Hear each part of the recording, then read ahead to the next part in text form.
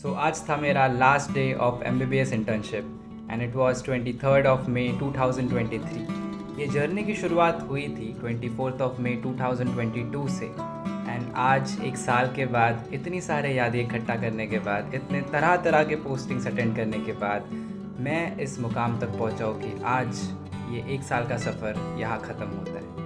So hey guys, you're watching Dr. Strong. I am Dr. Rishi and welcome to the last vlog of internship.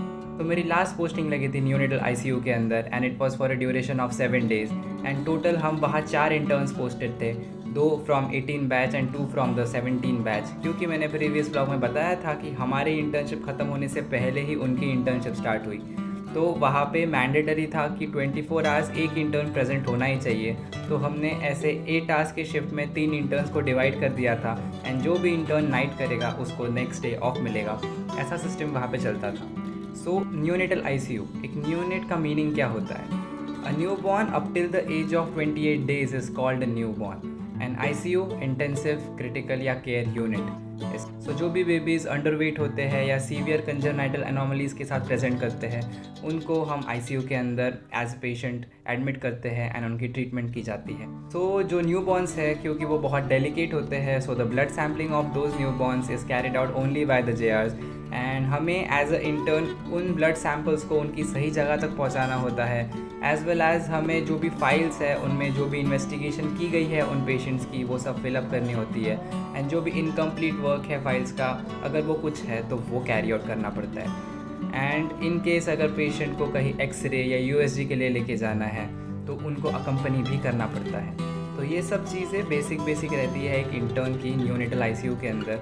And इनमें से अगर procedures की बात की जाए तो नेज़ोगैस्ट्रिक ट्यूब इंसर्शन एक बहुत बेसिक एंड एक सबसे ज़्यादा कैरी आउट करने वाली प्रोसीजर है जो एक इंटर्न कैरी आउट करता है। सो द NG ट्यूब जो हम डालते हैं उससे हम बेबी को फीड कर सकते हैं एंड कोई भी ओरल मेडिकेशन अगर देनी है तो वो भी दे सकते हैं। सो आखिरी कुछ घंटों में ऐसा लग रहा था कि जो भी मेमोरीज़ मैं आज ये ले सकता हूँ, कैप्चर कर सकता हूँ, वो कैप्चर कर लूँ, क्योंकि ये एक साल का सफ़र बहुत मेमोरेबल है एंड बहुत अच्छा गया क्योंकि सारे को इंटर्न्स मेरे बहुत अच्छे मिले।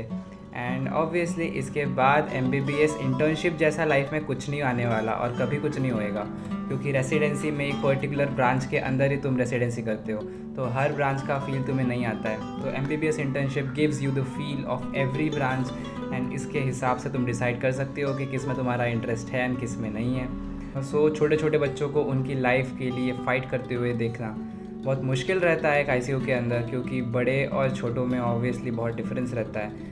वो कुछ समझ नहीं पाते, जान नहीं पाते, फिर भी लड़ाई करते रहते हैं, तो उनको देखना वैसे अच्छा नहीं लगता है, बट फिर भी हमेशा प्रे करते रहता हूँ कि हाँ जल्दी से जल्दी वो ठीक हो जाए एंड वो जल्दी से ठीक होके अपने पेरेंट्स के पास अच्छे से जा सके, यही दुआ रहती है बस। तो ये सब रहता है न्यूनेटल ICU के अंदर।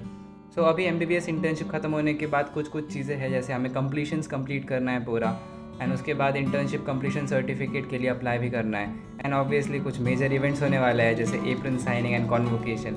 सो स्टे ट्यून करना उन सारे ब्लॉग्स के लिए।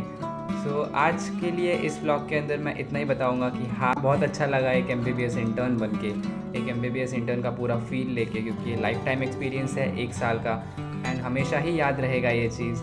तो ये था बस एक शॉर्ट ब्लॉग न्यूनेटल ICU का, मेरी लास्ट पोस्टिंग का। आई होप आपको थोड़ा अच्छा लगा होगा। सो एक फेज़ ऑफ लाइफ यहाँ पे जाके ख़त्म होता है एंड एक नई जर्नी की शुरुआत होगी and the major goal of this journey will be cracking the NEET PG exam. So मैंने एक चीज़ बहुत नोटिस करी है कि अगर हमारे ज़िंदगी में कुछ भी फेलियर्स आते हैं या कुछ भी गलत होता है तो हम उस चीज़ को लेके बहुत नेगेटिव बहुत जल्दी हो जाते हैं एंड उस चीज़ के बारे में बार बार सोचते रहते हैं। बट एक्चुअली हमें क्या करना चाहिए, ये हमें ध्यान देना पड़ेगा कि हमें उससे सीखना है, समझना है कि हम कहाँ पीछे रह गए, कहाँ गलती हुई एंड उस चीज़ को समझ के आगे बढ़ना है ना। तो उसी चीज़ को बार बार सोच के हम वही के वही स्टैंड करेंगे एंड बाकी के लोग हमसे आगे जाते जाएंगे। ठीक है, अगर हम पढ़ाई नहीं कर रहे हैं या हम कुछ नहीं कर रहे हैं अपनी ज़िंदगी में प्रोडक्टिव, तो बाकी लोग ज़रूर कर रहे हैं एंड तुम स्टेशनरी रहोगे एंड बाकी लोग तुम्हारे सामने हमेशा ज़िंदगी में जाते जाएंगे।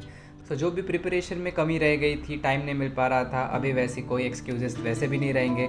सो फुल ऑन अच्छे से मेहनत करेंगे एंड प्रिपरेशन करेंगे एंड नेक्स्ट ईयर के एग्ज़ाम के लिए अच्छे से अटैम्प्ट का ट्राई करेंगे। एंड आई नो वीडियोस की फ्रीक्वेंसी थोड़ी कम है, बट मेरे हिसाब से जो मैं प्रेजेंट कर सकता हूँ अच्छे से या जो आपको देखने के लिए अच्छा लग सकता है, मैं ऐसे ही चीज़ें लाना चाहता हूँ मेरे चैनल के ऊपर। सो तो थोड़ा बेयर करना है इस चीज़ को, बट मैं आपका टाइम वेस्ट नहीं होने दूंगा, ऐसा तो गारंटी कर सकता हूँ कि देख के आपको कुछ ना कुछ अच्छा तो लगेगा ही ज़रूर। सो इसी के साथ इस ब्लॉग को एंड करते हैं। सो मिलते हैं आपसे नेक्स्ट ब्लॉग के अंदर।